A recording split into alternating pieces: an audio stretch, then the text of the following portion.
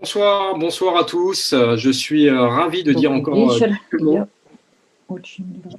Je suis ravi de dire quelques mots pour introduire cette sixième rencontre déjà, cette sixième rencontre d'artistes dans le cadre du Рад вас cycle встретить уже на этой третьей встрече. organisé par l'Institut français de Russie Теперь это avec стало традицией. nos Эта deux встреча организована directeurs artistiques, Anton Yarontov французским et институтом Andrei Barteniev, respectivement directeur и artistique Андреем du laboratoire Бартеновым, des который nouveaux médias является художественным du директором théâtre лаборатории Alexandrinsky новых медиа et de Александрийского la театра galerie Патриком Каха и Здесь на Таганке. Excusez-moi. галереи здесь на Voilà, alors ce soir, Таганке. nous avons le plaisir de recevoir Так мы очень рады l'artiste сегодня Adelin Schweitzer, qui est встречать diplômé de Аделину l'école supérieure Швейцера, d'art d'Aix-en-Provence, qui vit et travaille à Marseille, mais qui est actuellement au Canada.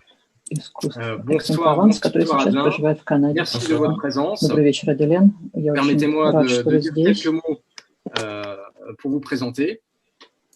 Я Donc буквально вас представил. Adelin et Anton se sont rencontrés lors de la Biennale des imaginaires Они numériques с Антоном tenue à встречались Marseille. во время биеннале цифровых технологий.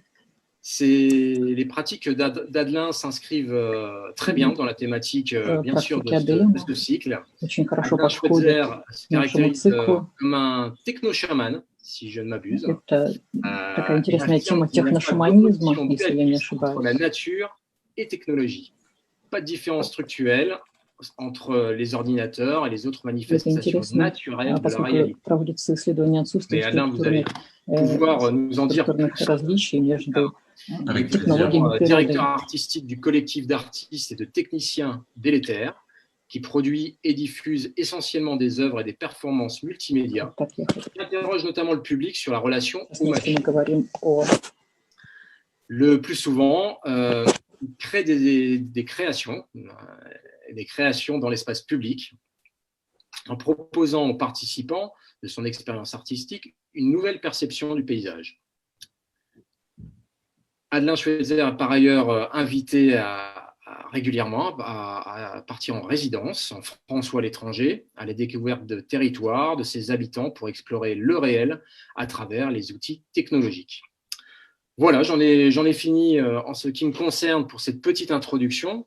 Je laisse avec grand plaisir la parole à nos deux modérateurs habituels, Anton et Andrei, que je salue par ailleurs.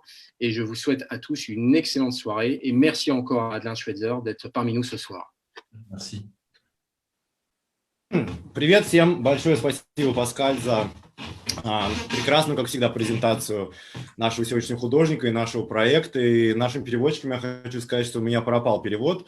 Вот, может быть, с этим можно что-то сделать. Toujours très bien, parce que en fait, les traductions ont disparu. Je sais pas, peut-être. Donc bonjour, bonjour Pascal, bonjour Adelin, bonjour donc à tout le monde. Et donc à toutes et à tous qui sont présents physiquement ou en ligne. Et donc il y a déjà la procédure s'est déjà établie pendant ces mercredis. On est en diffusion pendant 1h30 et après le centre des médias du théâtre Alexandrinsky vous offrira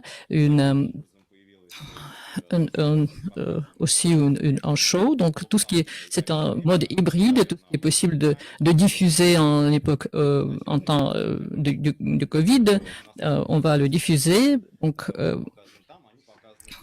tout ce qui est possible, ça va être diffusé et physiquement et en ligne.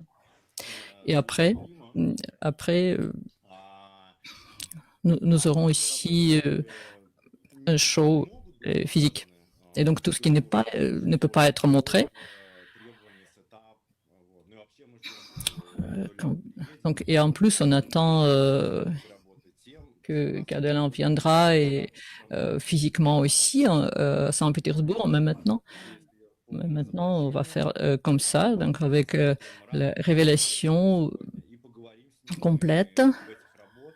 Et on va parler avec Adelin de sa vie, des termes.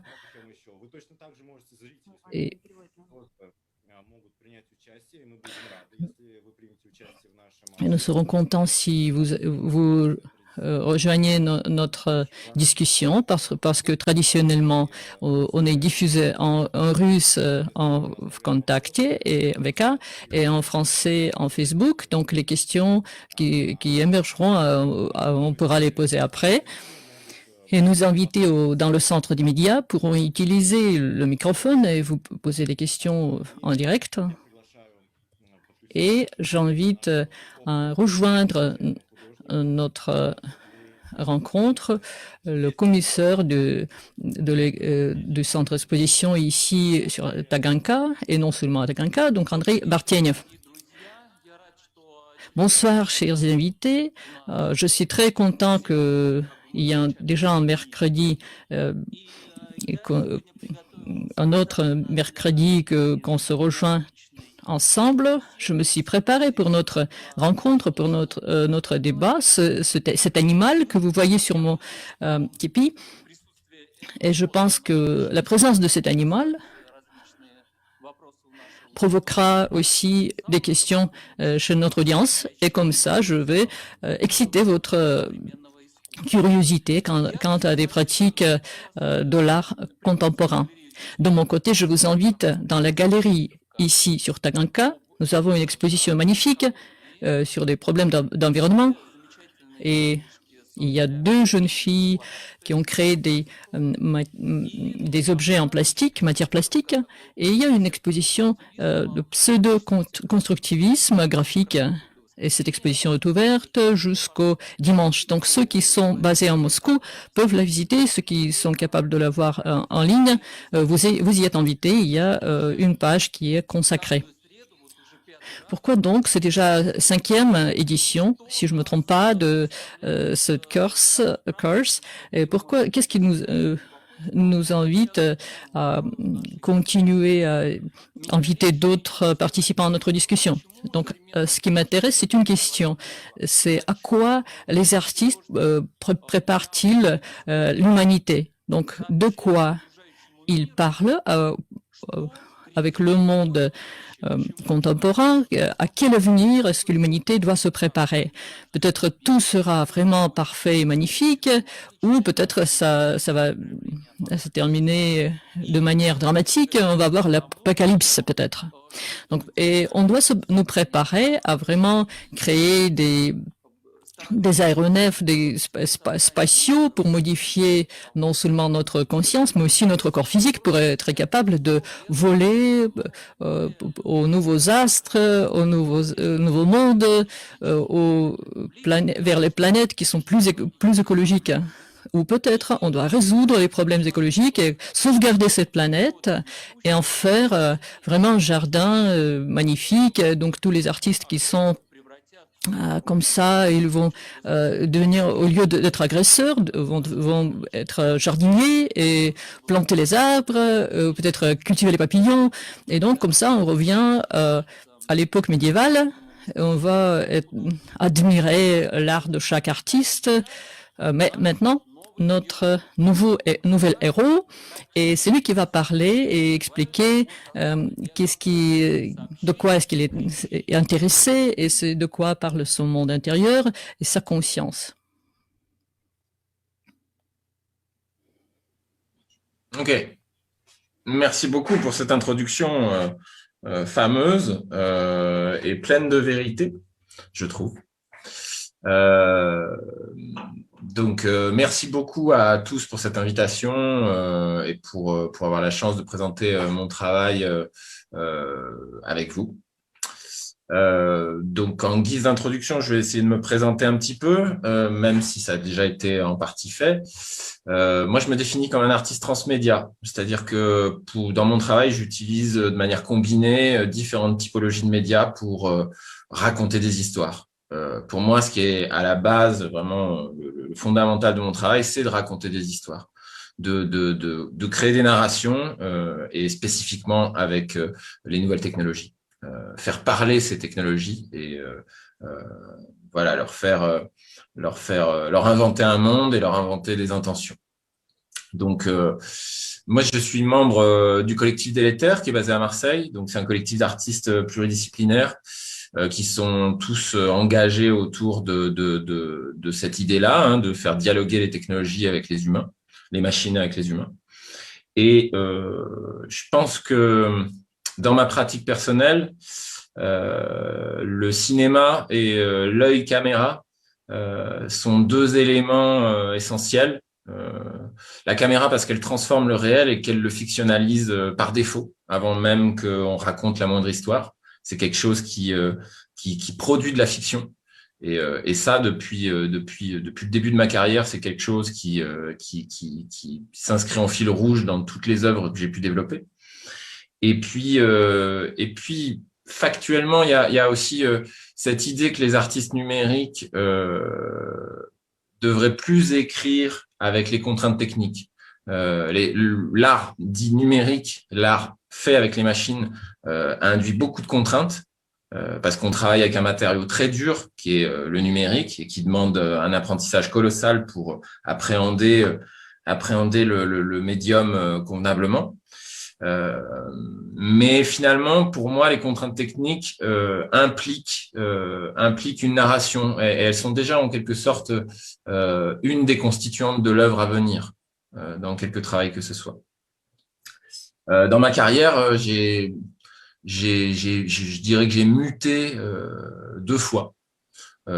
J'ai commencé ma carrière en tant que jeune artiste en France, qui travaille avec de la récup, qui travaille avec très peu de moyens, qui a besoin de constituer son univers artistique, un artiste bricoleur en quelque sorte.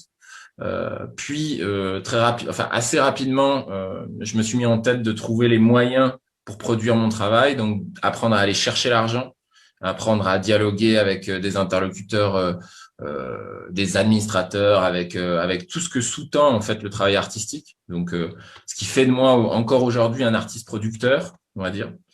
Et Délétère, que je vous présentais à l'instant, est aussi l'organe à partir duquel voilà toutes ces choses-là se réfléchissent et s'organisent. Et en dernier lieu, voilà, là maintenant, je me retrouve télescopé, artiste cinéaste, de ces nouvelles formes liées à la réalité virtuelle et à ce que moi j'appelle le cinéma à 360 degrés. Donc dans lequel voilà, ça me permet de réaliser un espèce de vieux fantasme d'aller faire des films, d'aller raconter des histoires sous la forme filmique, mais au milieu d'un médium qui est encore en balbutiement. C'est un jeune médium, ce cinéma à 360. Je pense qu'il y a une partie de la discussion qu'on va avoir tous ensemble qui touche à cet endroit-là. Mais comment raconter des histoires quand vous ne pouvez plus orienter le point de vue de votre spectateur, mais vous devez faire avec sa liberté de regarder où il lui semble bon de regarder. Donc ça, pour moi, ça constitue aujourd'hui le plus gros champ de recherche. Et il est lié évidemment au projet que je m'en vais vous présenter, séance tenante. Donc, comme il a été dit dans ma présentation juste avant, on parlait de techno-chamanisme. Alors, Alpha Loop, qui est le projet que je vais vous présenter ce soir, traite de cette question. Donc, dans le projet, le techno-chamanisme s'inspire en fait de recherches bien réelles menées par quelqu'un que vous connaissez sans doute, parce que c'est quand même une figure populaire mondialement connue. On parle de Timothy Leary. Donc le pape du LSD américain qui a introduit cette substance psychédélique dans les milieux intellectuels américains dans les années 60-70.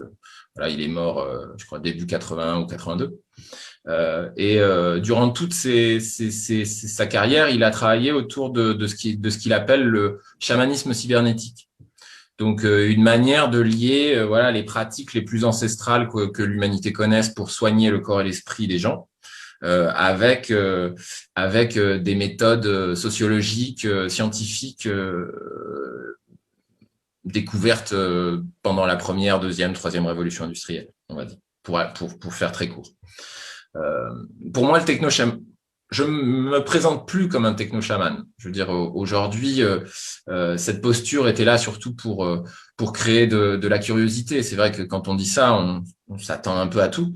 Je pense que le techno-chamanisme, qui est une pratique imaginée et qui est le cœur d'Alpha Loop, Et surtout là, comment dire, c'est comme un cheval de Troie. C'est-à-dire, c'est une manière d'aborder les questions spirituelles, les questions de ces besoins de croire qui sont intrinsèques à l'humain, et de les discuter dans la sphère contemporaine avec toutes les problématiques liées aux nouvelles technologies, aux réseaux sociaux, à l'Internet, à l'information de masse mondialisée. Comment est-ce qu'on peut encore aujourd'hui croire à des choses au-delà de l'humain, au moment même où on est capable d'envoyer des caméras au fin fond de l'océan, de poser des robots sur Mars comme avant-hier ou hier. Et qu'est-ce que ça nous renvoie du monde et comment ça modifie notre spiritualité. Voilà. Peut-être avant d'aller plus loin, ce que je vous propose, c'est qu'on regarde une première vidéo. Donc c'est un teaser que j'ai fait il y a environ 1 an. Il a été, ce qui est important de dire, et d'ailleurs je m'excuse pour le sous-titrage en anglais. Alpha Loop is a project led by the artist Adelin Schweitzer, who approaches the theme of the sacred through the prism of the imagined techno-shamanism practice. This one asserting that there is no dualistic opposition between nature and technology, no structural difference between computers and other natural demonstrations of reality. It is freely inspired by Timothy Leary's theories on cybernetic shamanism and is based on a research trip on myths and cultures of northern Quebec. This trip, produced in Abitibi between August and September 2018, reinforced the dramatic writing of a work that takes a critical and unique look at the technologies of extended reality, the ideology of innovation, and spirituality.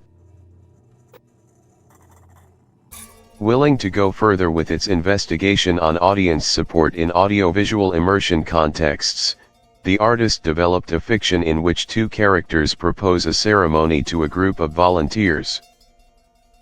He is a humanist who became shaman. He tries to reconcile the Homo technologicus with his origins. During these journeys in the multiverse, he summoned the Meta to help him in his mission. The Meta, he is a technomancien, a creature coming from another dimension capable of perceiving and treating the information flows generated by machines. Between ritual practices and technological protocols, these 2 opposed figures fall at the edge of a world where nature and machines would finally be reconciled.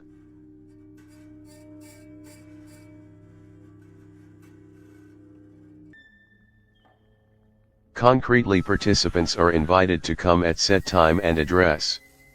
In front of this one, an assistant waits for them, constitutes the group and takes it on a specific site identified as starting point. The Meta welcomes them and equip one by one with an audiovisual helmet which will become their new tool of artificial perception.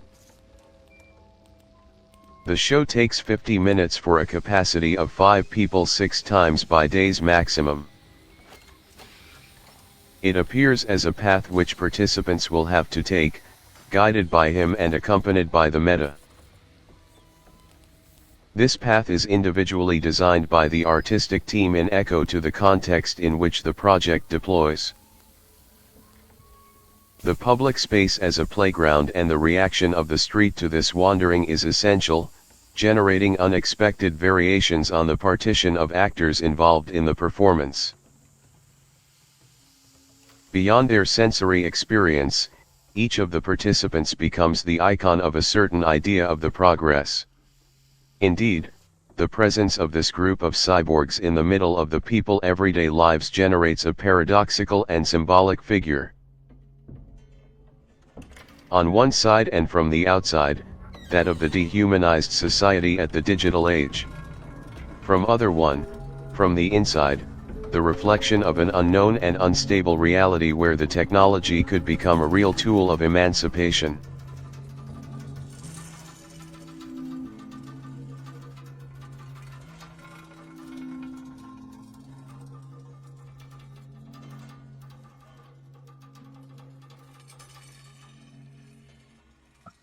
Donc, ça a le mérite au moins de présenter le projet concrètement.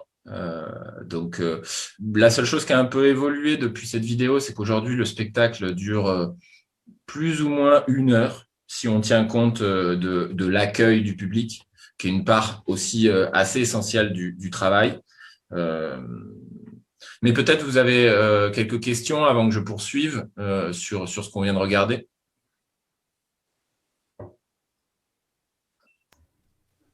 André, может, у вас есть вопросы? André, peut-être vous avez des questions à ce stade-là? Non, il a disparu. Pardon, il est en train de sauver la nature. Oui, sans doute. Oui, parce qu'il est dans le projet sans poser des questions. Il a passé à la pratique. Il y a une abeille qui est entrée dans ma chambre, donc j'ai dû la sauver. Donc, quant à moi, ça m'intéresse beaucoup. Et je comprends que tôt ou tard, il y aura ce conflit entre les technologies et l'humanité, parce que donc ces deux types différents de conscience.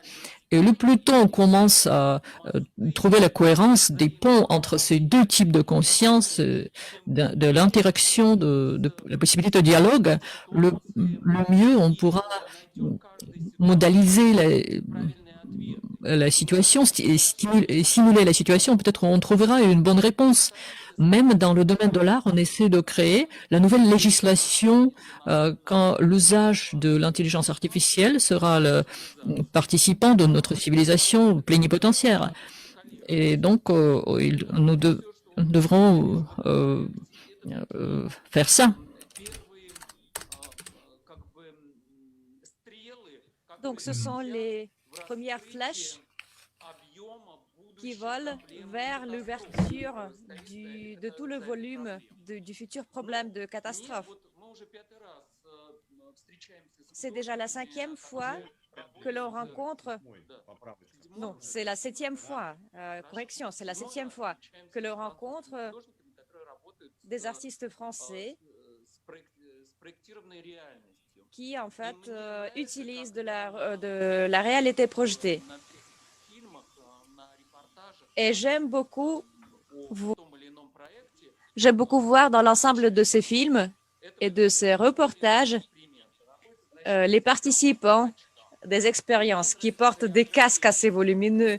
Et puis, j'aime beaucoup la chorégraphie de ces corps, puisqu'ils tendent les bras et ils essaient à tout moment de sentir, de palper quelque chose. Et donc, je pense que peut-être ce serait une première chorégraphie qui nous vient de l'avenir, du futur, puisque peut-être dans le futur, on sera tous comme des chatons aveugles, et c'est juste nos bras, nos mains qui vont nous indiquer alors ce qu'on doit percevoir et comment est la réalité solide autour de nous, puisqu'on sera privé de la vision, au moins de la vision réaliste.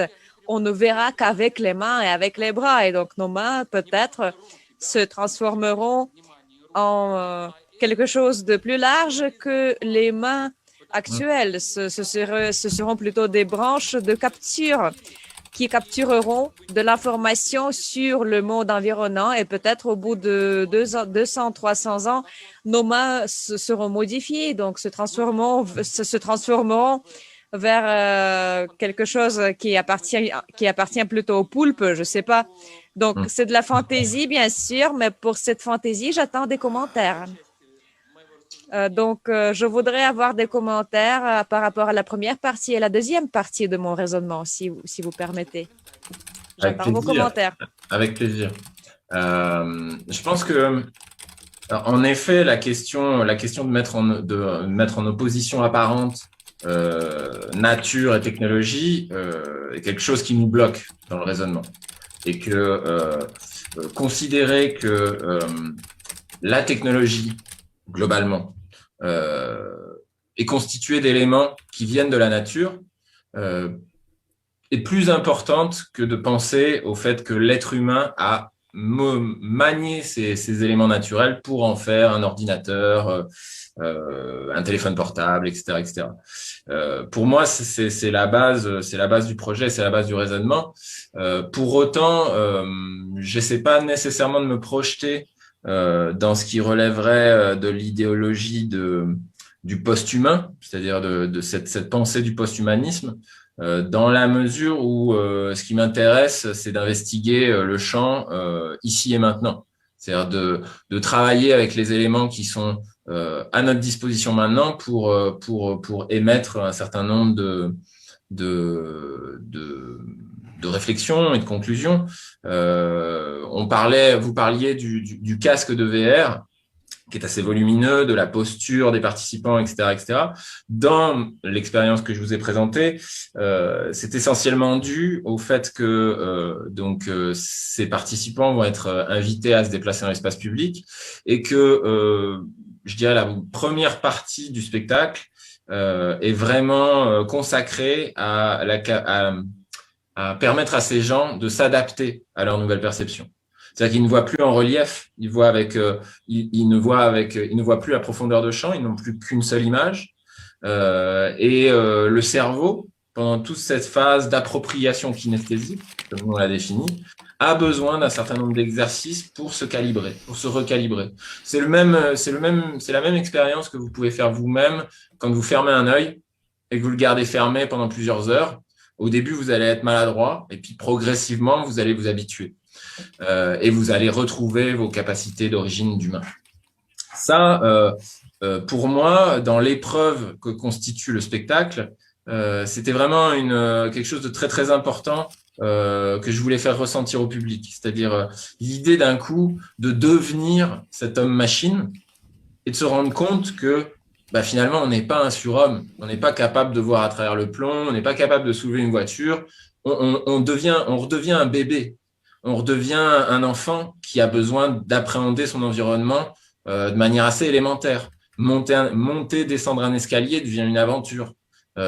Toucher l'épaule de quelqu'un devient quelque chose de sensationnel, comme si on le refaisait pour la première fois. Donc, on est dans un état d'éveil proche du petit enfant. Et ça, plus vite le participant s'est débarrassé de ses appréhensions et de ses problèmes kinesthésiques de base, plus vite il va plonger là-dedans. Et ça va nous permettre, voilà, à Frédéric et à moi, qui incarnons les deux personnages, d'avancer dans le récit. C'est plus ou moins la réponse que je pourrais en faire. Avec vos réflexions et puis l'état de ma propre réflexion maintenant, je pense à quelque chose aussi que j'aurais voulu dire à l'issue de cette vidéo. C'est vrai que ce qui est très important pour considérer ce travail-là, c'est d'envisager le casque de VR comme un outil d'émancipation spirituelle, comme un outil à ralentir. C'est-à-dire que cette machine-là, d'un coup, est utilisée de manière à l'opposé de ce que l'industrie du divertissement est en train de mettre en place à propos de ces outils-là. D'un coup, ce casque-là, il vous envoie pas ailleurs dans un premier temps. Il vous ramène dans le monde, il vous ramène dans une représentation du monde qui est diminuée. C'est pour ça que dans ma propre pratique de la VR, je parle de réalité altérée, je parle de réalité modifiée. Ça me semble beaucoup plus pertinent que de parler d'augmentation, par exemple. Je veux dire, vous et moi, tout le monde augmente le réel en permanence. D'ailleurs, c'est même la base du problème. C'est-à-dire que la réalité ne se définit qu'à partir de ce que nos sens nous en donnent. Donc, certains iraient même jusqu'à dire que une réalité objective n'existe pas. La réalité n'est que, voilà, la production de ce que l'agrégat de nos sens et de notre culture nous fait voir du monde. Votre casquette est rouge. On sait que physiologiquement, nous tous ici en ligne et dans la salle ne percevons pas le rouge de la même manière, mais on s'accorde, il y a une convention du réel. Et dans le travail d'Alpha Loop, il y a quelque chose qui est sous-jacent mais présent tout du long dans le spectacle, c'est cette idée-là, cette idée que dès l'ouverture de vos yeux mécaniques durant le spectacle, la personne qui est en face de vous, Frédéric, lui, comme on l'appelle dans le spectacle, vous n'avez à aucun moment la certitude que cette personne existe vraiment. Elle est comme une illusion. Et d'ailleurs, même des gens qui viennent des arts numériques, même d'autres artistes qui ont pu expérimenter cette pièce, me font souvent le retour que pendant un long moment durant le spectacle, on pense à un hologramme. On pense que c'est la machine qui génère quelque chose et que cette personne, ce comédien-là qu'on a en face de soi, n'existe pas. Et ça aussi, c'est sans trop révéler de l'histoire de la performance, c'est quelque chose qui est super important et qui va définir aussi toute la relation des deux antagonistes, du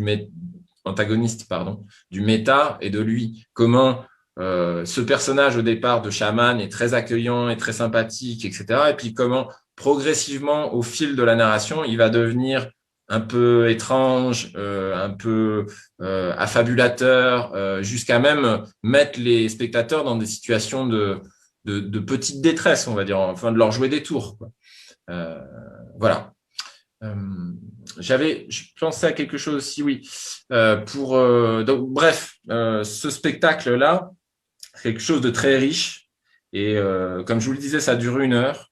Et l'ensemble des spectateurs, alors c'est un peu comme une course de voiture, c'est-à-dire que nous, en tant que comédiens, on joue ce spectacle 6 heures par jour, puisqu'on est jusqu'à 6 représentations par jour. Ça va très vite, c'est quelque chose de très physique et qui se répète jamais complètement, parce que évidemment chaque groupe de spectateurs oriente la narration, oriente les réactions, oriente évidemment nos propres réactions, etc. Et de ce fait, on a mis en place à la fin du spectacle un espèce de principe de numéro, c'est-à-dire que les gens peuvent téléphoner à un numéro qu'on leur donne pour nous livrer des sensations sur leur spectacle, sur comment ils ont vécu le spectacle.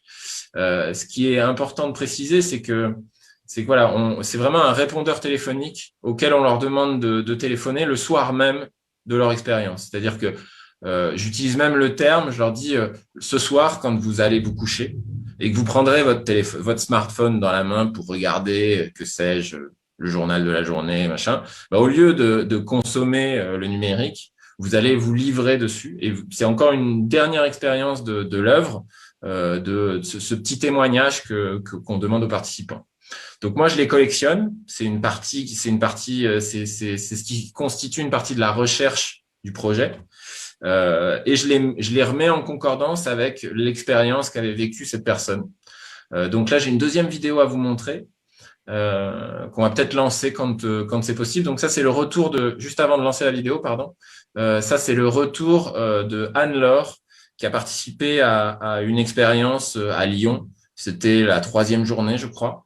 Et voilà, c'était un beau témoignage. Donc peut-être en marge de notre conversation à la fin, je laisserai un lien vers la collection en ligne de tous ces témoignages. Il y en a des très beaux. Il y en a des beaucoup plus poétiques que celui-là, je dois dire. Mais j'avais vraiment envie qu'on voit celui-là, parce que je trouve que la parole de cette jeune femme est très, très pertinente, et bien plus pertinente que la mienne au regard de l'expérience que je propose. On peut la lancer, s'il vous plaît. C'est la vidéo 2. Donc. Je suis Anne-Laure et je te parle. On n'est pas hier soir. On est demain matin, si je puis dire. Et c'était difficile de parler hier soir de l'expérience parce que j'ai pas pris le temps de me centrer sur moi-même et de réfléchir à ce qui s'était passé hier soir tranquillement. Et voilà. Donc c'est un message matinal. Je vais te raconter plutôt ce que j'ai ressenti à la fin de l'expérience, quand j'ai vu cette terre, ou cette terre d'eau, je sais pas comment on peut le dire, s'éloigner comme ça de moi. C'était un moment magnifique. Et lorsque l'expérience s'est terminée, j'ai gardé les yeux fermés longtemps. Je me suis demandé si je voulais les rouvrir. Je me suis dit qu'il fallait que je les rouvre. Et j'avais vraiment pas envie de revenir à la brutalité, à la netteté des images, à la réalité.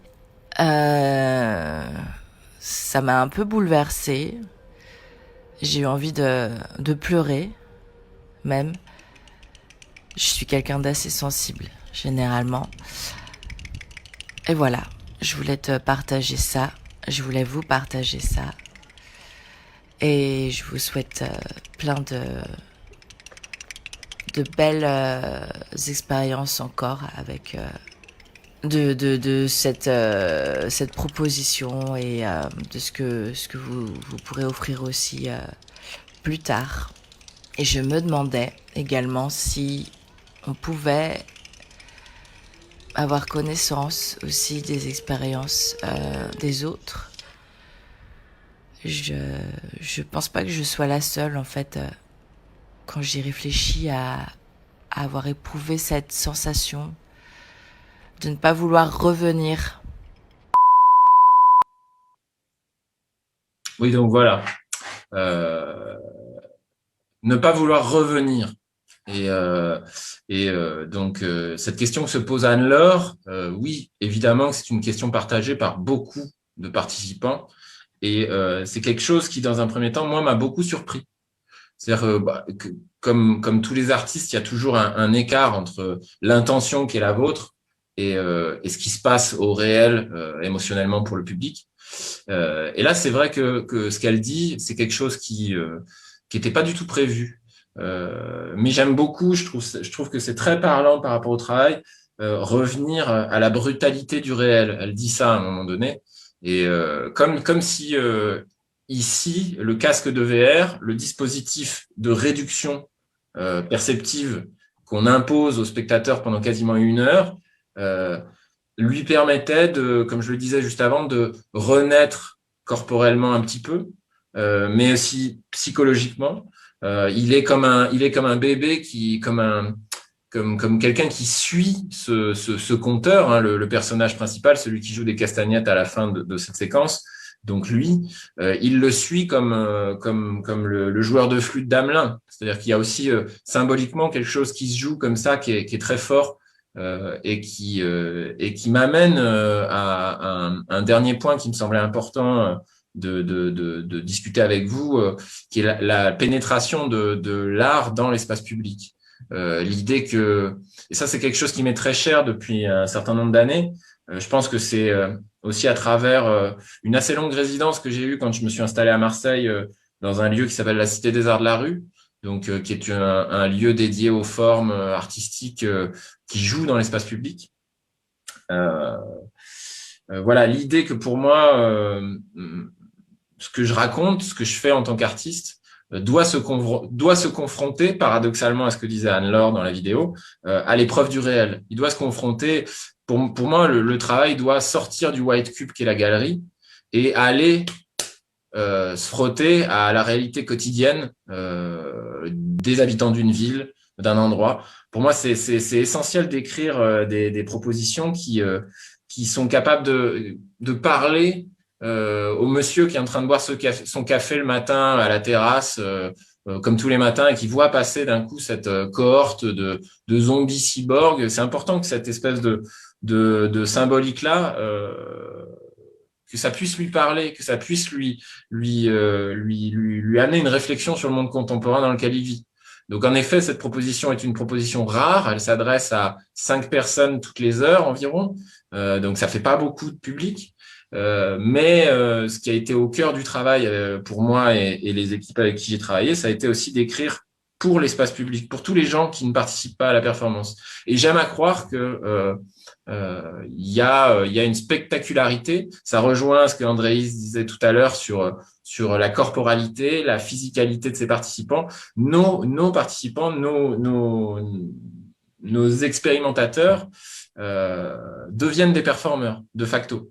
Et nous, en tant que performeurs, la manière dont on se place et la manière dont on écrit à chaque fois les parcours en fonction des endroits qui nous sont proposés modifie tout ça aussi. Et voilà. Donc, bien sûr que dramaturgiquement parlant, notre histoire est très écrite et que nos séquences sont très ordonnées, mais on est capable comme ça, demain à Saint-Pétersbourg, après-demain ailleurs, de réécrire un petit peu le spectacle à chaque fois et de tenir compte aussi de cette incursion de la science-fiction dans le réel. J'aurai une dernière vidéo à vous montrer sur ce point précis, mais peut-être on peut échanger là-dessus. avant. И далее ваше рассуждение о том, как вы пришли... Adelin, vos raisonnements sur comment vous êtes arrivé à cette idée, sur le monde clos de la galerie, qui est un format fixe, qui est un format isolé par rapport à la vie de la ville. Et quand vous avez décrit votre désir de sortir de cette cage pour travailler en interaction avec le monde réel, c'est justement la réaction à cette nouvelle réalité sociale, en utilisant la terminologie de Timothy Leary. Mais ça fait 1 an que l'on vit dans cette réalité, dans cette nouvelle réalité sociale, si on peut le dire. Et ça ne fait pas souvent que l'on se déplace à travers la ville, ça ne fait pas souvent que l'on va dans des cafés, etc. Et donc, ça veut dire que cette nouvelle réalité a plusieurs nouveaux paramètres. Et donc, ce que nous faisons maintenant, c'est notre réaction, la mienne, celle d'André, celle de l'Institut français à cette nouvelle réalité. Bon, pour l'instant, cette réaction ne comprend qu'un aspect, mais peut-être ça sera élargi. Mais du point de vue artistique, ma question est de savoir si vous avez inventé de nouvelles options d'interaction avec cette nouvelle réalité, vu le contexte actuel de la pandémie, du confinement. Et est-ce que vous aviez des nouvelles réactions, des nouvelles réponses artistiques à ce qui se passe? Je pense que comme tout le monde, je suis encore un peu pétrifié, je dois le reconnaître. Disons que je pense aussi à une collègue et une amie comme Rossio qui présentait la première édition. Voilà, on s'est retrouvés un peu tous les deux dans la même situation, c'est-à-dire qu'avec un projet qui était bouclé, on va dire en termes de production, au moment du premier lockdown en mars 2020, et qui depuis n'a pas eu l'opportunité de se diffuser comme il était question qu'il se diffuse au départ. Pour autant, la grande chance que j'ai, et qui est un pur hasard dans cette affaire-là, c'est que je travaille sur des jauges réduites. Donc, je travaille avec 5 personnes, plus 2 accompagnants, et le cas échéant, un 3e. Donc, on peut considérer que dans cet univers-là, le spectacle est, pour ainsi dire, Covid ready. C'était pas une intention de départ, mais voilà, on peut considérer que à partir du moment où il sera envisageable de repasser les frontières de manière un peu plus fluide, et même si on est encore dans une situation de contamination intense, le spectacle pourra jouer. D'ailleurs, vous le voyez dans les vidéos, on voit très bien. J'ai même envie de dire que cette situation de diminution de nos capacités humaines, traditionnelles, contemporaines à se déplacer, machin, participe à l'histoire que je raconte dans cette proposition. Donc oui, voilà, les spectateurs, de toute façon, quand ils arrivent dans Alpha Loop, ils sont intégrés dans une salle où ils rencontrent quelqu'un qui leur parle pas, qui est particulièrement protégé, ganté, qui les équipe comme ça. Il y a un rituel d'installation qui, quand on y ajoute le masque FFP2, fonctionne. C'est pour eux, voilà. C'est un peu triste à dire, mais c'est ça. Là, du coup, aujourd'hui, comment faire vivre le projet, pour la deuxième partie de ta question, comment faire vivre le projet en ces temps d'isolation, c'est en réflexion. Voilà, là, on est en train d'imaginer avec mon binôme d'écriture Fred, qui incarne lui, la possibilité d'organiser des rituels techno-chamaniques en ligne, notamment en travaillant avec la dernière partie du spectacle que je vais vous montrer, donc qu'on appelle la transe, qui est vraiment cette dernière lancée, le dernier quart d'heure du spectacle où les gens sont propulsés vraiment dans un univers très très psychédélique, on va dire. Donc que cette séance-là puisse se faire en ligne sous le format qu'est le nôtre aujourd'hui même. C'est une éventualité sur laquelle on travaille, Fred et moi.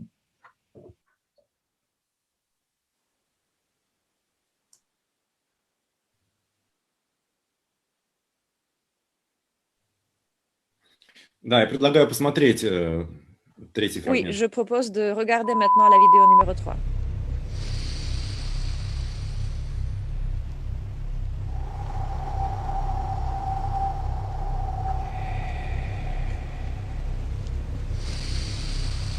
Nous sommes vous, les paradoxes de votre existence. Expirez.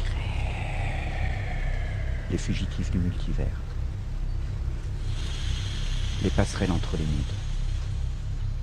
Venez. Suivez-nous.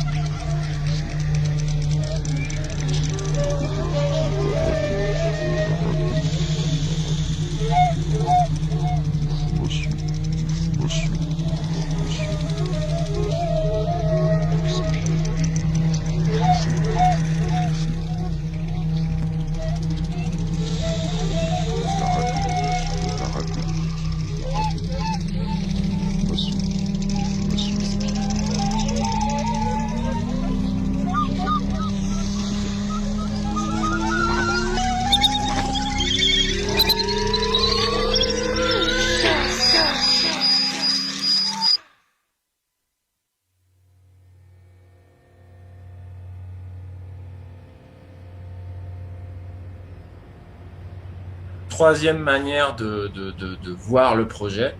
Ce qu'on entendait là tout du long de cette vidéo, c'est une des nombreuses séquences d'improvisation que nous menons Fred et moi lors de la dernière partie du spectacle. C'est-à-dire que pour parler juste un tout petit peu technique, parce que ça n'a pas été le cas depuis le début, dans Alpha Loop, voilà le personnage que j'incarne, le méta, vous avez vu cette espèce d'attirail qu'il a sur son ventre. C'est en fait ni plus ni moins que la régie mobile du spectacle. C'est-à-dire, c'est à partir de tous les éléments qui sont sur mon ventre, je peux contrôler le déclancement des effets vidéo dans les casques que chacun des participants emprunte. Je contrôle en fait toute leur réalité, pour le dire ainsi. Et ce qu'on entendait là dans la vidéo, c'est une improvisation live faite entre Frédéric et moi. Lui est aux instruments de musique, qui joue durant qu'il accompagne le groupe, et moi avec un dispositif de sampler fonctionnant dans un univers ambisonique, donc un univers spatialisé, c'est-à-dire tous les sons qui vont être progressivement empaquetés dans ce sampler vont se mettre à tournoyer, vont se mettre à se déplacer dans l'espace sonore du spectateur pendant cette dernière partie. Alors évidemment, à part certaines incursions dans les vidéos qu'on a pu voir maintenant, vous remarquerez que à aucun moment je ne vous présente ce qui se passe à l'intérieur des casques. Et ça, c'est une volonté de notre part, hein, de laisser cette partie-là du spectacle un peu plus en mystère, un peu plus sujette à l'épreuve de l'expérience.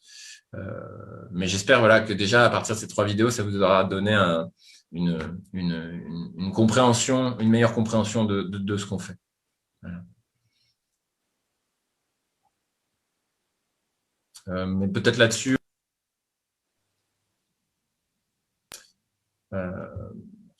vos réactions peut-être.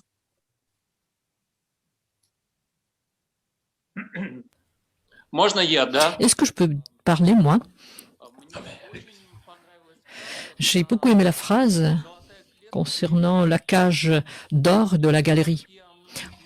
Comme j'ai passé beaucoup d'années un pratiquant, donc en ayant des stages dans les cages d'or des galeries. Je comprends tout à fait de quoi il s'agit.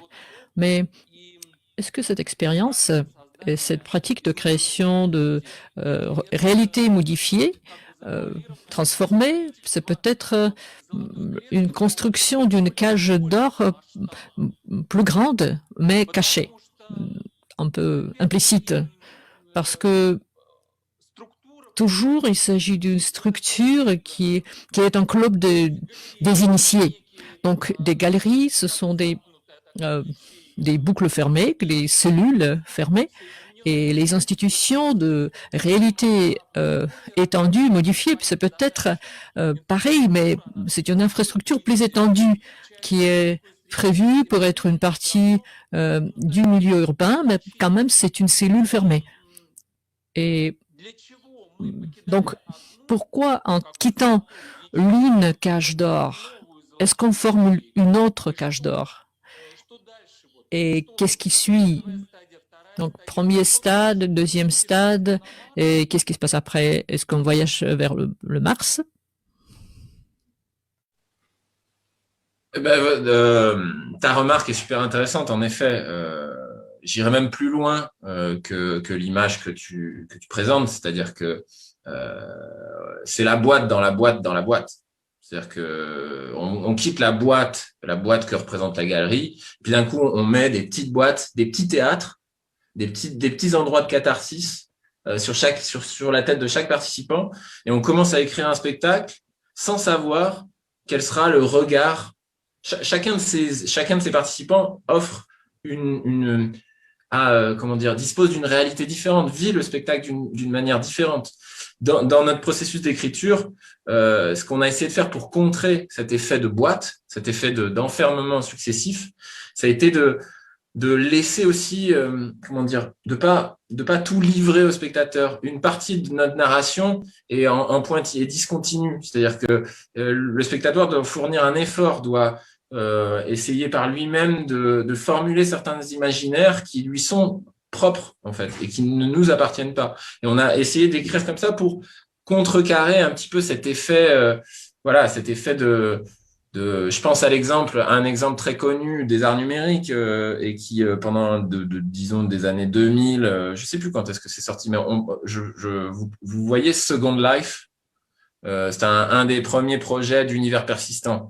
Donc moi, j'avais été particulièrement déçu par ce projet dans la mesure où voilà, on reproduisait. Moi, j'étais bercé de mes idéaux de cyberpunk, de la matrice, de tout ce qu'on avait imaginé dans ces univers-là de science-fiction. Puis je me retrouve confronté à un truc où on a reproduit les caractéristiques de l'humain et puis on les balance dans un monde virtuel où on peut acheter sa maison, faire son mobilier, le cas échéant, habiller son avatar et finalement on reproduit le réel mais d'une manière assez appauvrie. Néanmoins, il y a quand même un certain nombre d'expériences qui ont été menées sur Second Life par des artistes que je trouve super intéressantes.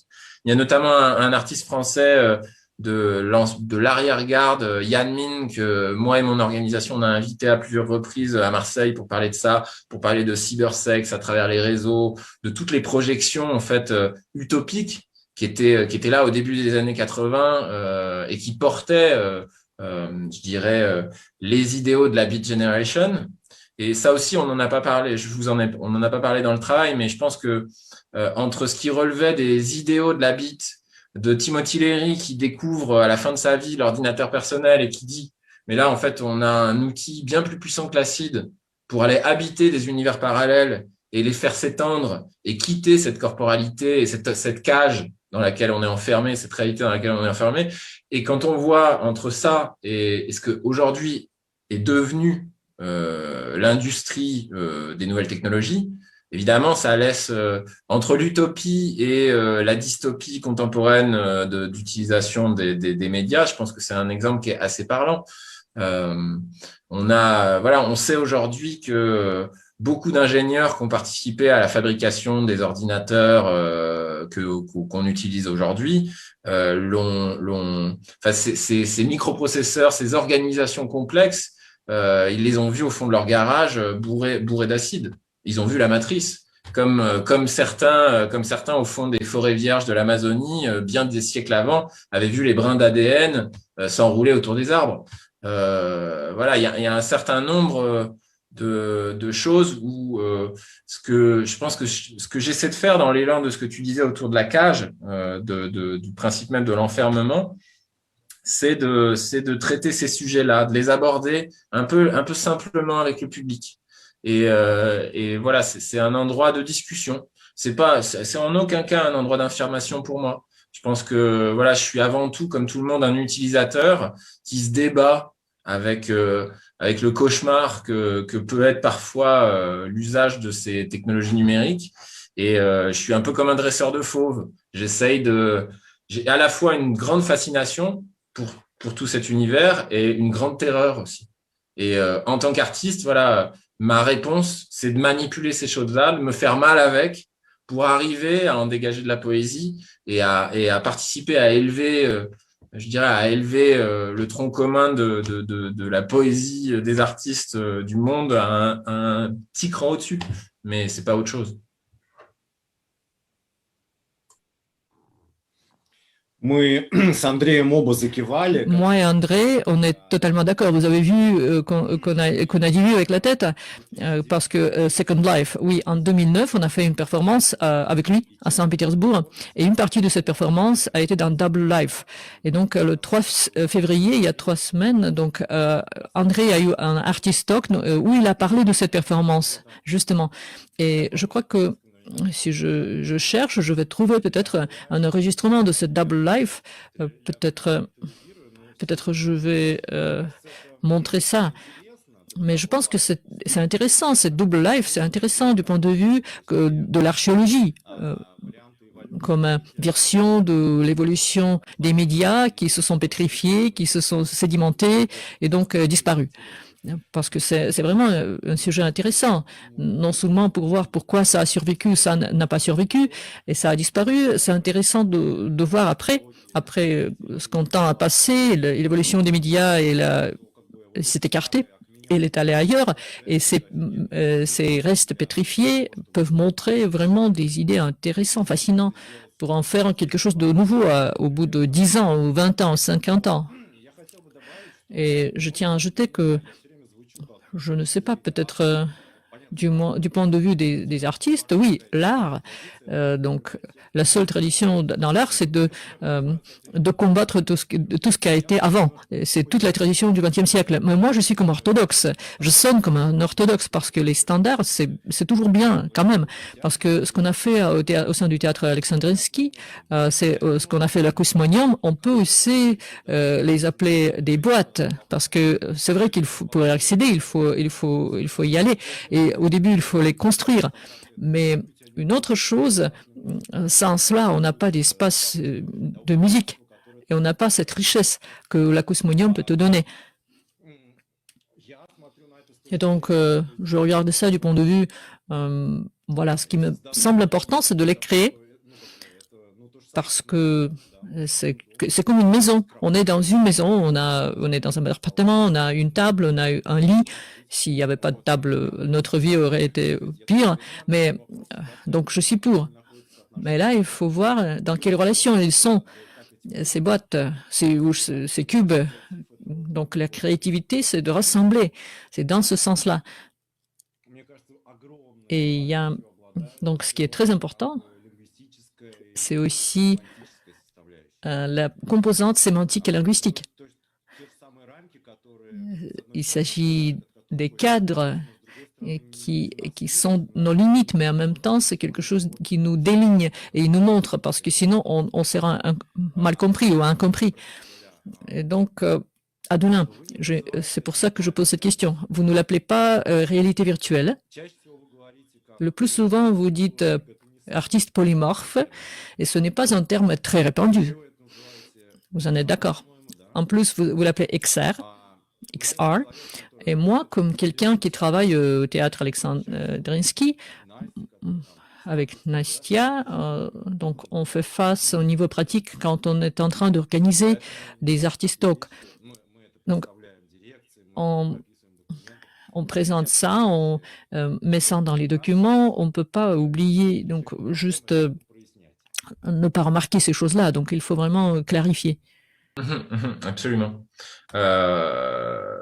Mais clarifier quel point, excusez-moi, je ne suis pas sûr de... Терминологию, виртуальные... Les termes, la réalité virtuelle ou XR. Oui, absolument. OK. Ce qui est peut-être important d'évoquer à ce sujet-là, c'est qu'en effet, il y a d'un côté l'industrie du divertissement qui aujourd'hui s'empare de la question de la réalité virtuelle et de tous ses corollaires, et qui fait tout un tas qui organise tout un tas de choses dans la perspective d'en faire une industrie rentable. Donc cette industrie, elle utilise des terminologies bien précises. Voilà, le terme réalité virtuelle est en train de passer un peu de date, même s'il reste fondateur, ne serait-ce que dans l'opposition étymologique des deux termes, réalité et virtuelle. Celui qui est en train de disparaître, c'est celui de réalité augmentée, dont on peut considérer d'un point de vue strictement technique, c'est l'environnement qui est celui de mes spectateurs pendant quasiment 1 heure. Ils sont majoritairement en réalité augmentée, c'est-à-dire qu'ils voient le monde à travers l'appareillage qu'ils ont. Et puis un terme qui est en train de prendre le pas sur tous les autres, qui est celui de réalité étendue, c'est-à-dire XR, Extended Reality. Un terme qui intégrerait voilà toutes ces pratiques, réalité virtuelle, réalité augmentée, mais aussi une dernière catégorie qui est quand même bien mon sujet dans ce projet-là, mais aussi dans celui que je suis en train de produire en ce moment, qui est comment dire, la production d'images à 360 degrés à partir de caméras. C'est-à-dire on n'est pas là sur de la production de synthèse, on est sur du cinéma VR comment dire, en prise de vue réelle. Voilà. Et ça suppose voilà des caméras très particulières comme celle qui m'éclaire aujourd'hui même, là, des caméras voilà à 6 objectifs. Ça suppose toute une ingénierie très spécifique pour produire ce genre d'image. Et voilà, ça engendre aussi plein de problématiques liées au cinéma narratif. Mais d'ailleurs, en préparant cette conférence, je pensais essayer de placer ça, de pouvoir évoquer aussi quel est votre. J'étais assez curieux de connaître votre rapport avec des gens qui sont pour moi assez fondateur de ma pratique et notamment du projet que vous verrez après notre échange A-Reality, qui est le projet qu'on a choisi Antoine et moi de présenter, qui est donc un projet qui explique quand même pas mal comment j'en suis arrivé en 2018 à commencer ce boulot-là.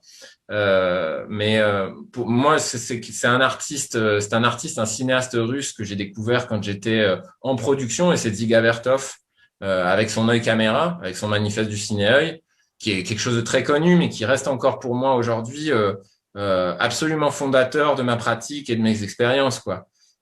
Surtout quand on voit cette société de l'image dans laquelle nous sommes, quand on la met en friction avec la pensée de Vertov au moment du manifeste du ciné-œil, il y a quelque chose d'assez confondant. Ça me fait beaucoup penser à ces jeunes utopies devenues des dystopies. Pour moi, c'est le même mécanisme que voilà, c'est les beatniks dans les fonds de garage qui fabriquent les premiers ordinateurs et qui ensuite vont aller bosser à la Silicon Valley, quoi. C'est les mêmes genres d'opérations. Ou en architecture, les projets d'habitation collective complète avec cinéma, supermarché intégré à l'habitation le nom de cet architecte m'échappe, mais ça me reviendra peut-être. Enfin bref, voilà. Mais là, je digresse, mais voilà, j'espère avoir clarifié un peu les termes.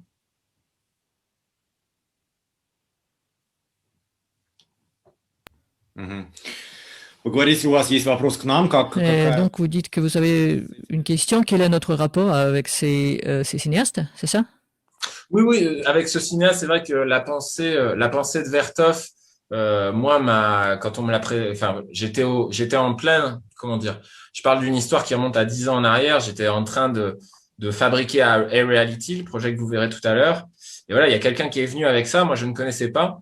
Et en effet, j'étais très curieux de savoir, vous, cette pensée-là, comment vous la placez dans le monde contemporain, qu'est-ce qu'elle vous évoque, quels sont l'héritage culturel, en fait, que vous avez ou pas, en fait, avec cet artiste qui a quand même sculpté l'avant-garde du cinéma. Voilà.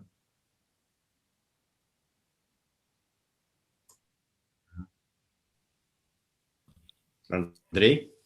André?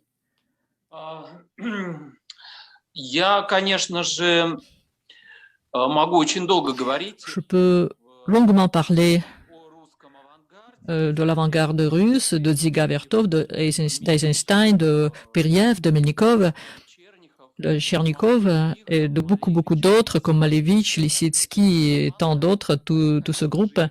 Bien sûr, ils sont de très beaux exemples de philosophie picturale.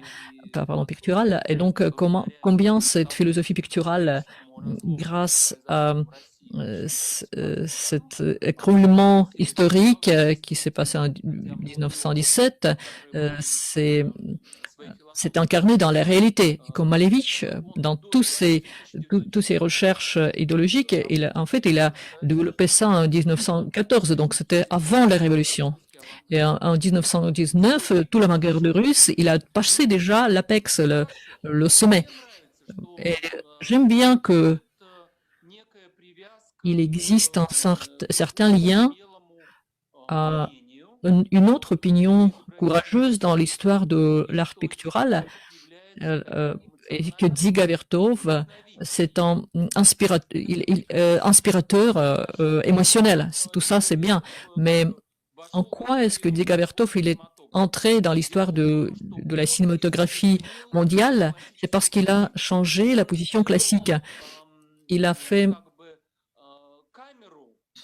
que la caméra ne soit plus statique, élément qui mémorise la réalité, mais il a fait la caméra en doigt mobile. Donc il en a fait un octopus qui entre partout et nous donne des impressions totalement différentes par rapport à ce dont on est habitué, des objets dont on est habitué. Ce que j'apprécie, c'est que vous êtes en train de construire cette nouvelle cage dorée. Et donc, quand les participants de votre spectacle entrent dans cette structure qui est en fait préparée par vous, alors partant de l'expérience de Dziga Vertov, qu'est-ce qu'on devrait faire maintenant et comment pourrait-on utiliser les programmes et cette réalité augmentée? Comment pourrait-on l'arracher ou bien la compacter pour que l'ensemble de ces structures figées et le schéma assez compréhensible sur l'utilisation de la réalité augmentée pour que tout ceci puisse évoluer, pour que tout ceci puisse manifester une nouvelle qualité. Qu'est-ce qu'on devrait faire pour ceci? Est-ce qu'on devrait faire les participants entrer dans une piscine, par exemple, et la remplir progressivement d'eau, ou bien peut-être mettre 50 outils de boxe pour qu'ils boxent avec, ou bien peut-être laisser pénétrer les personnages dans un espace où il y a 1000 hérissons synthétiques qui courent, ou bien peut-être les faire pénétrer dans un fut où il y a des vers qui sont actifs. Alors, qu'est-ce qui peut exercer cet effet émotionnel pour que votre technologie et votre spectacle puissent progresser, puissent évoluer, atteignent une nouvelle étape d'évolution?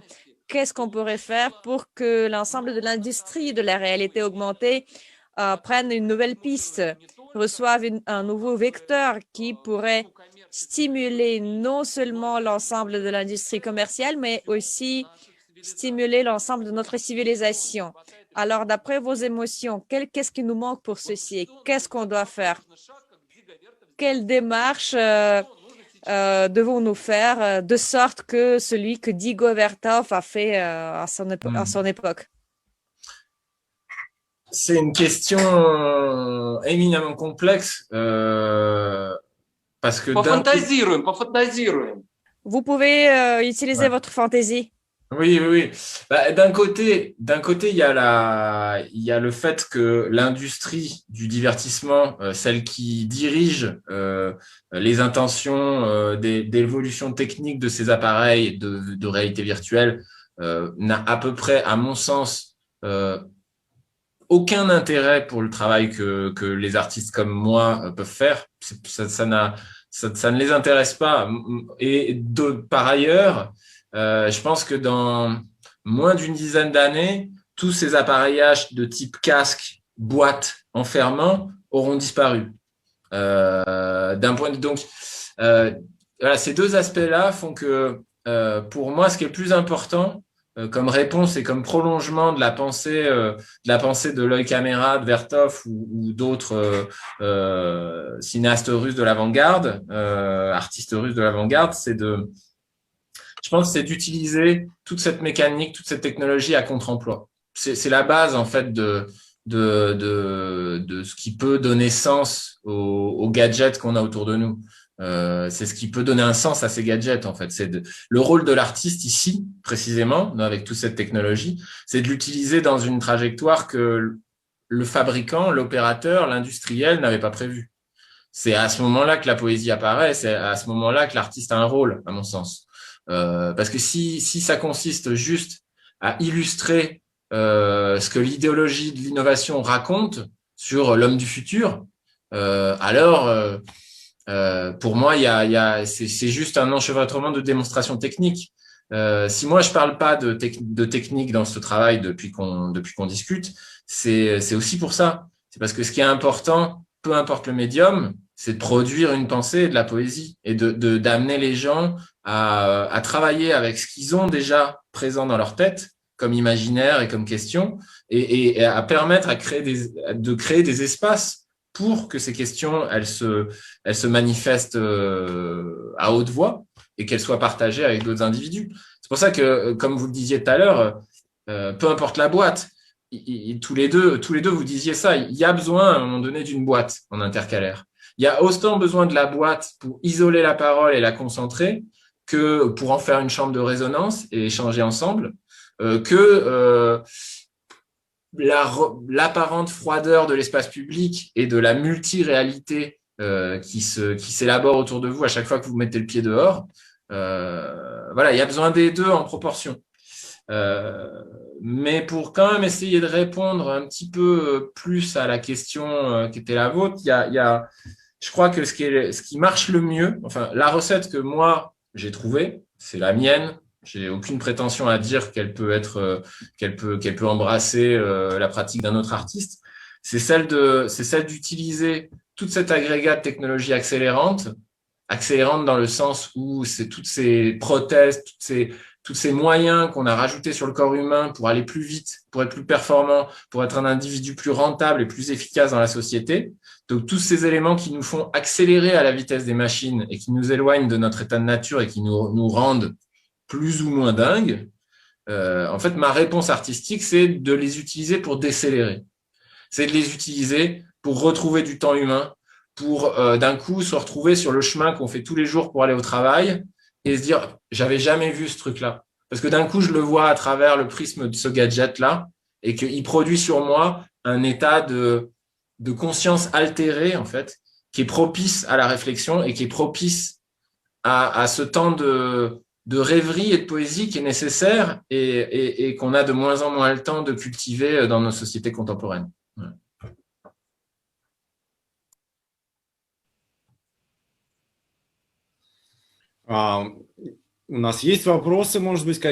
Est-ce qu'on a des questions? Merci beaucoup pour la réponse. Est-ce qu'on a des questions sur les réseaux sociaux ou bien à la nouvelle scène du théâtre Alexandrinsky? Je rappelle qu'on a quelques minutes encore de streaming, donc je vous encourage à profiter de cette occasion pour poser des questions.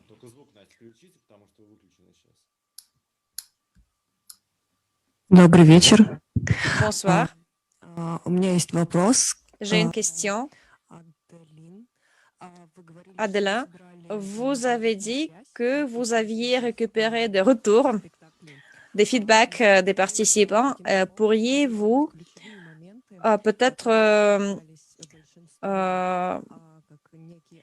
marquer, disons, les points clés qui étaient fournis par la majorité de participants, à part l'effet d'immersion, à part la réalité qu'ils ne veulent pas quitter, est-ce qu'ils avaient d'autres points clés communs pour leur expérience?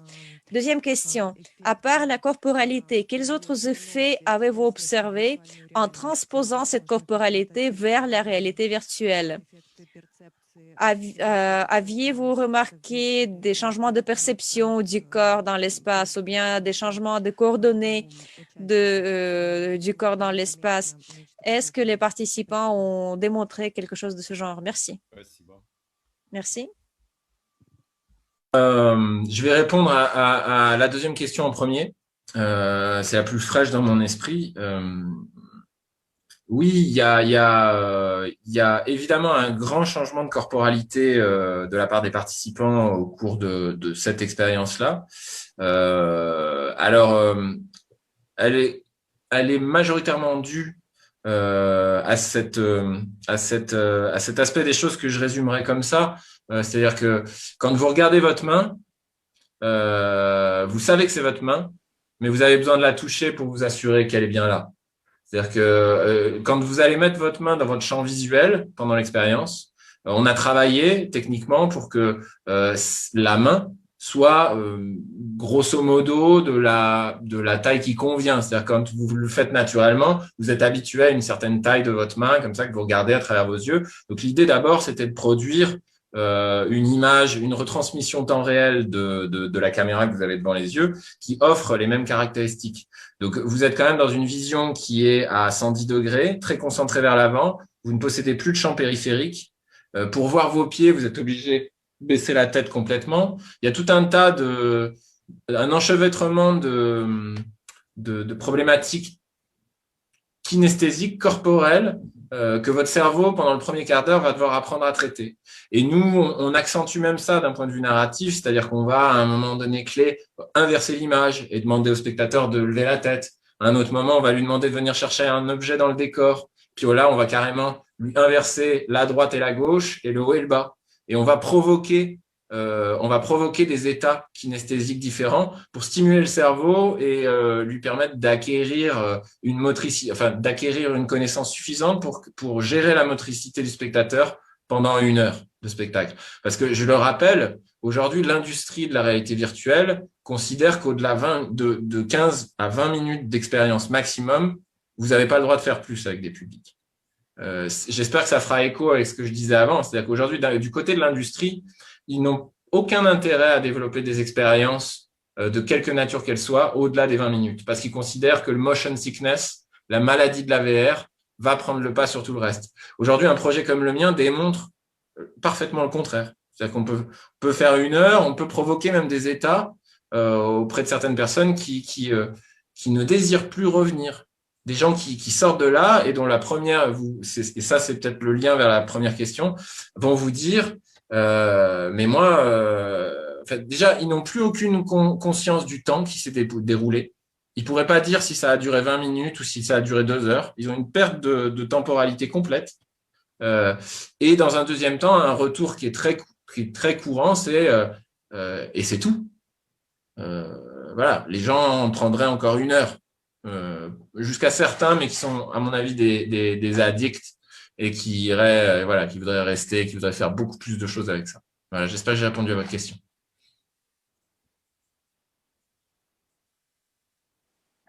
Merci beaucoup pour la réponse. Mais en fait, on circule toujours autour de ce que Timothy Leary a décrit comme sets and settings. C'est toujours la même idée. Il faut bien avouer qu'il était très clairvoyant. Autant il y a beaucoup de choses qui étaient très sujets à caution et dont on pourrait passer des heures à discuter. Et voilà, c'était aussi un gourou. Je pense que sa parole est à mettre entre des pincettes et à bien regarder. Mais pour autant, il y avait des tas d'éléments de clairvoyance ultime sur un monde qui n'était pas opérant à son époque et dans lequel on est aujourd'hui et qui sont encore parfaitement justifiées, enfin, pas justifiées, mais pertinentes. Mais je crois que j'ai coupé la parole. Je voulais juste dire que Timothy Leary, il prévoyait vraiment cette évolution de la conscience et aussi du processus de perception. Ce qu'il prévoyait, en fait, il le prévoyait en plus, non pas en tant que biologiste, non pas en tant que quelqu'un qui étudie le fonctionnement du cerveau, mais en tant que théoricien. Il disait que notre cerveau est capable de beaucoup plus que l'on ne croit. Et bien sûr, sur ceci, il a prédit notre avenir. Mais en fait, sur l'ensemble de notre discussion, surtout dans la dernière partie, ce qui m'a interpellée, c'est de savoir comment la technologie peut évoluer. Peut-être elle va changer et donc tactilement, elle deviendra différente. Peut-être qu'il n'y aura plus de casque au bout de 40 ou 50 ans. Mais qu'est-ce qui remplacerait ce casque? Peut-être des gouttes remplies de microbots que l'on insère dans les yeux. Ces microbots, micro-robots, remplissent donc votre œil, remplissent votre pupille en s'insérant dans les microparticules, dans les micropores de l'œil humain, en formant des casques gérables, disons, malléables. Et puis, Bulgakov, vous vous rappelez, il avait une crème magique pour Marguerite. Quand elle est partie au bal de Volande, elle a appliqué cette crème magique. Donc, peut-être la prochaine étape de l'évolution, ça serait une crème qui pourrait augmenter notre sensibilité. Et la sensibilité non pas à l'égard du monde réel, mais à l'égard de quelque chose d'augmenté, de quelque chose qui n'existe pas en tant que réalité. Donc peut-être c'est ça que l'on doit chercher à obtenir, peut-être c'est ça qui nous pousserait en avant dans notre recherche artistique. La phrase que j'aime particulièrement à notre époque, c'est que dans le contexte de l'objectif commun des industries de distraction, mais aussi des artistes qui sont passionnés de la réalité virtuelle, c'est vraiment l'accélération. On dit tous qu'on vit à une époque d'accélération comme les futuristes au début du XXe siècle imaginaient qu'ils vivaient dans une époque d'accélération. D'accélération des réactions, d'accélération des qualités humaines. On essaie de les améliorer tant que possible, on essaie de montrer une meilleure performance, de gagner plus d'argent, de gagner plus de j'aime sur Facebook, de gagner plus de retours pour chacune de nos actions. Mais à contresens de tout ceci, il y a la philosophie justement de ralentissement. Et ce qui est assez inattendu parmi ce contexte, et peut-être ce serait justement révolutionnaire à notre époque. À notre époque accélérée, il faut se ralentir au maximum. C'est ça l'idée révolutionnaire de nos jours. Parce que, par exemple, ma philosophie vitale que j'ai toujours eue, ainsi que ma pratique, m'a toujours dit que la vérité est entre les lignes. Elle est toujours entre les lignes. Il y a des opinions, il y a des contre-opinions, mais la vérité est toujours entre les deux. Dans cette plage entre la vérité et l'anti-vérité.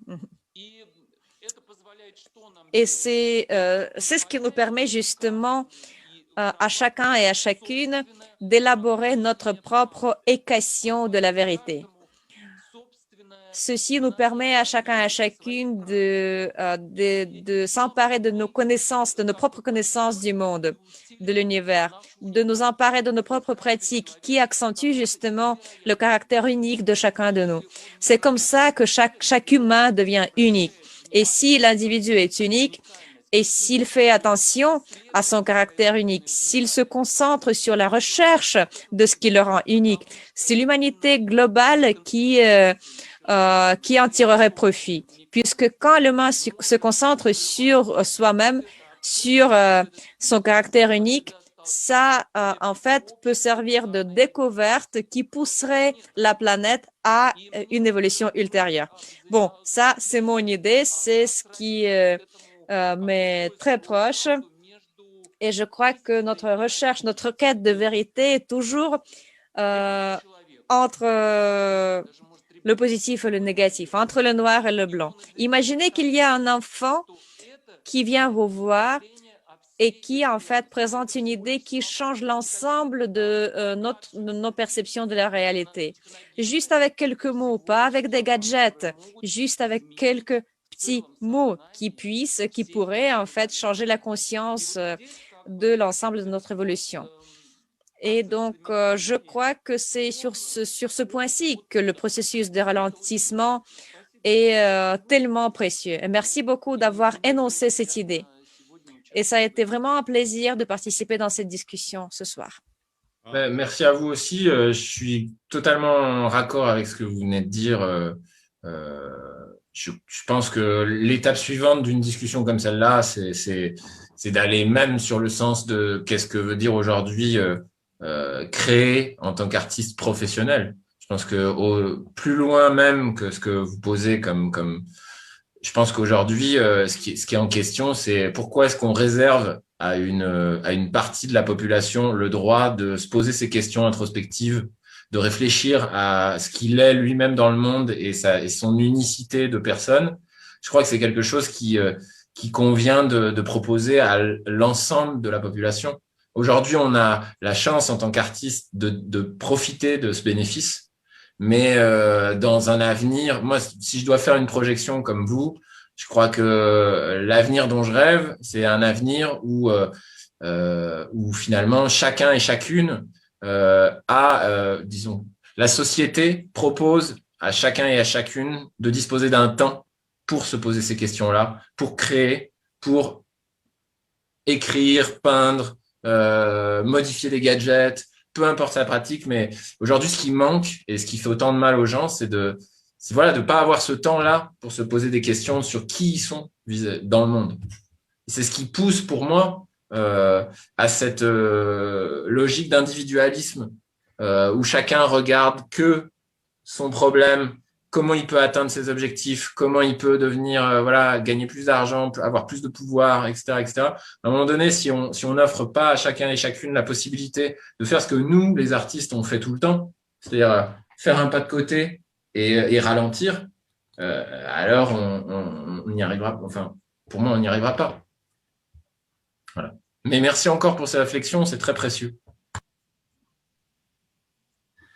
Большое спасибо, Эдуля, большое спасибо, Андрей. Merci énormément, Adelin, merci énormément, André, et merci beaucoup à notre public en ligne.